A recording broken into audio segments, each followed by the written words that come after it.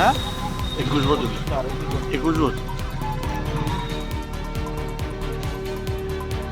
আমি বললাম আমি তো ছিলাম না, আমি তো মেয়ের বাড়ি ছেলের বোনের বাড়ি ছিলাম। আপনি এসে কি শুনলেন?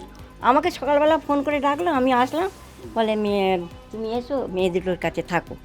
আমি সঙ্গে সঙ্গে ভোরবেলা চলে আসলাম। তারপর আমি তো কিছু জানি না তো। কয় ছেলে মেয়ে শান্তনু? আমার ওই একটাই মেয়ে। আপনি কে হন শান্তনু? আমি মা হই। আর ছেলে কি করতো, কি কাজ করতো? ছেলে এনসিদাতে কাজ করতো। মানে কি কোন দোকানে? এনসিদা বন্দুকের দোকান।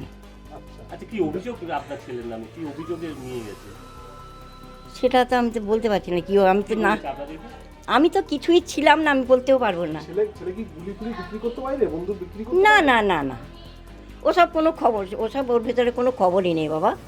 ও খুব ভালো ছিল, ও একদম নিডি ম্যান যাকে বলে।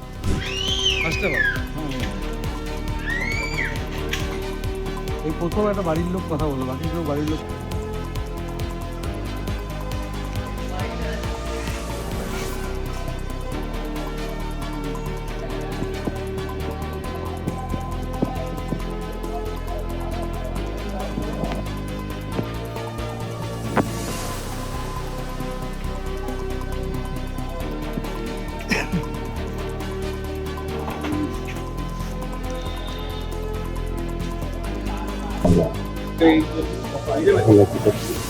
কখন এসেছিল পুলিশ?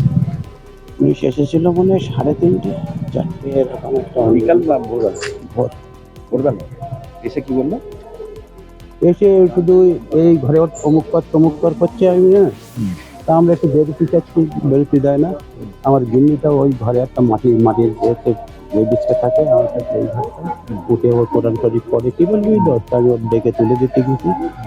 এইবারে ঘুরতে গিয়ে দেখুন পুলিশ ঘর ঢুকে যাবার পরে এইবারে আমরা বেরোতে চাইছি, বেরোতে দিচ্ছে না কোনো মতে। বড্ড এ করতে হয়, ওপরতলায় ওঠা, ওপরতলা, ওখানে কেউ থাকে না কোনো। হ্যাঁ, কি কি নিয়ে গেছে, কি পেয়েছে তাও আমি জানি না। এখানে বাড়ির থেকে কিছু অস্ত্র কিছু পাইনি বাড়িতে কিছু আমি দেয়নি। আমি দেখেন না, আমি এখানে দাঁড়িয়েছিলাম, ওখানে দেখে দিলাম বলে এই ঘরে আছে। ও তুলে লেগে আছে।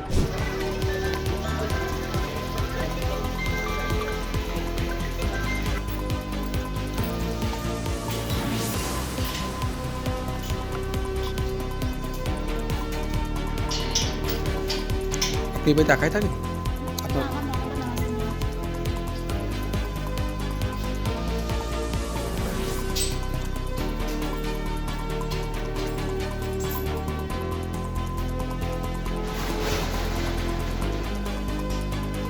আমি ঘটনার ব্যাপারে আমি কিছুই জানি না। কালকে খবরে যেটা দেখলাম যে ওকে গ্রেফতার করা হয়েছে, এটুকুই। আমি কী কারণে আমি সেটা জানি না, কী কারণে, যে খবরে যেটুকু শুনলাম ওটুকুই। কারা গ্রেফতার করেছে সেটা আমি অত দেখিনি। আমার নিজেরও, আমাদের শরীর পড়তে গেছিলাম, আমি আসলাম, এসে বাবা বলছে খবরে জামাইকে দেখাচ্ছে। সেটুকু দেখে আমার দাঁত এঁটে গেছে পুরো, তখনই আমি অজ্ঞান হয়ে গেছি। কী করে আপনার সঙ্গে, কী করে? ও তো গার্মেন্টসের কোম্পানিতে চাকরি করতো। কত বছর করছে? অনেক, আমার বিয়ে হয়েছে প্রায় 20 বছর, তারও আগে চাকরি পেয়েছে, অনেক আগে। কোথায় থাকতে উনি? উনি কলকাতাতে থাকেন। বাড়িতে আসেন না? খুব কম। কী বলবেন, মানে এটা ঘটনাটাকে কীভাবে দেখছেন আপনি?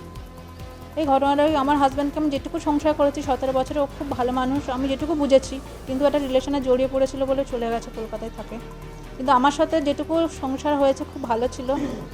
এবং আমি বলবো যে ও নির্দোষ প্রমাণিত হোক এবং আবার সুস্থ স্বাভাবিক জীবনযাপন করুক আমার সঙ্গে। রিসেন্ট আমার সঙ্গে তো কোনো যোগাযোগ নেই ওর সঙ্গে। কি করতো উনি এমনি? ওই যে বললাম বন্ধু থাকতে যে চাকরি করতো। যেটা যাচ্ছে যে গত 3 দিন আগে ওনাকে STF ধরেছে, তার ওনার বিরুদ্ধে অভিযোগ যে উনি কার্তুজ সাপ্লাই দেয় বিভিন্ন জায়গায়। জানেন এটা? না, এই বিষয়ে আমার কোনো আইডিয়া নেই। এমনি বাড়িতে পরিবারের সাথে যোগাযোগ ছিল না? ওটা আপনি মানে ওনার ওয়াইফকে জিজ্ঞেস করলে পাবেন, আমার সঙ্গে সেভাবে যোগাযোগ ছিল না। আপনি কত বছর ধরে আছেন এখানে? আমি এখানে 7 বছর ধরে আছি। নাম থাকে, যদি ফর্মটা জেনুইন ফিল আপ হয়ে থাকে তাহলে ওই লাইসেন্স সিজ করে, বন্দুক সিজ করে, লাইসেন্স সিজ করে ওই যে গানের মালিক তার বিরুদ্ধে আইনগত ব্যবস্থা নেওয়া উচিত। আর যদি ওই কাগজটাই ফর্জি হয়ে থাকে তাহলে যেখান থেকে বিক্রি হচ্ছে তার বিরুদ্ধে ব্যবস্থা নেওয়া উচিত। রুটে যদি আপনি না যান, কেবলমাত্র এই সব জিনিস করেন, তার যদি রাজনীতির রং দেখেন, তার সঙ্গে যদি অন্য ব্যবস্থা করেন, তার ফলে এগুলো বাড়তে থাকে। রুটটাকে যদি শেষ করতে চান, যেমন পার্থেনিয়াম হলেই তাকে নির্মূল করতে হয়, রুটটাকে শেষ করতে হবে। যদি যে লাইসেন্স বন্দুকের মালিক তার লাইসেন্স দিয়েছে, আন্ডারটেকিং দিয়ে কার্ট্রিজ নিয়েছে, তাহলে তার বিরুদ্ধে ব্যবস্থা নিন। আর যদি ওইটা ফলস হয়ে থাকে, অর্থের বিনিময়ে বিক্রি হয়ে থাকে, তাহলে যে বিবাদের দোকানদার এটা করেছে তার লাইসেন্স ক্যান্সেল করে তার দোকানকে লক অ্যান্ড কি করে সিল করে দিয়ে তার বিরুদ্ধে ব্যবস্থা নেওয়া হচ্ছে, তাকে হেফাজতে নেওয়া হচ্ছে। এটা কোনো বৈধ অস্ত্র ব্যবসায়ী তার আড়ালে যদি অন্যায় কাজ করেন, তো পুলিশ তদন্ত করতে গিয়ে তো সেগুলো ধরছে, এ তো পুলিশের কৃতিত্ব। অস্ত্র ব্যবসায়ী দীর্ঘদিন ধরে চলে আসছে, বড় বড় দোকান রয়েছে এবং তারা বৈধ অস্ত্র ব্যবসায়ী, আগ্নেয়াস্ত্র বিক্রি করেন, গুলি বিক্রি করেন। ফলে এটা নতুন নয়, এটা বছরের পর বছর যুগ যুগ ধরে চলে আসছে। মূলত এই ধর্মতলা, বিবাদীবাগ এই চত্বরে সাবেকি কিছু দোকান আছে। এখন তাদের মধ্যে থেকেই যদি একটা র্যাকেট তৈরি হয়, যারা দুষ্কৃতীদের কাছে ঘুরপথে আগ্নেয়াস্ত্র বা গুলি সরবরাহ করেন, এটা অত্যন্ত বিপজ্জনক। এবং কোনো না কোনো ক্ষেত্রে এটি পুলিশের নজরে এসে তদন্তের সূত্রে এই রাজ্য পুলিশ, এই কলকাতা পুলিশ এই অদ্ভুত র্যাকেটটা, যে বৈধ অস্ত্র ব্যবসায়ী বৈধ বন্দুকের বা গুলির দোকানের আড়ালে যে র্যাকেট চলছে সেটাকে ধরেছে, সেখান থেকে একাধিক ব্যক্তিকে অ্যারেস্ট করেছে। এ তো পুলিশ ভালো কাজ করছে। আইনের চোখে সবাই সমান, এখানে আইনের চোখে পুরো দস্তুর সবাই সমান।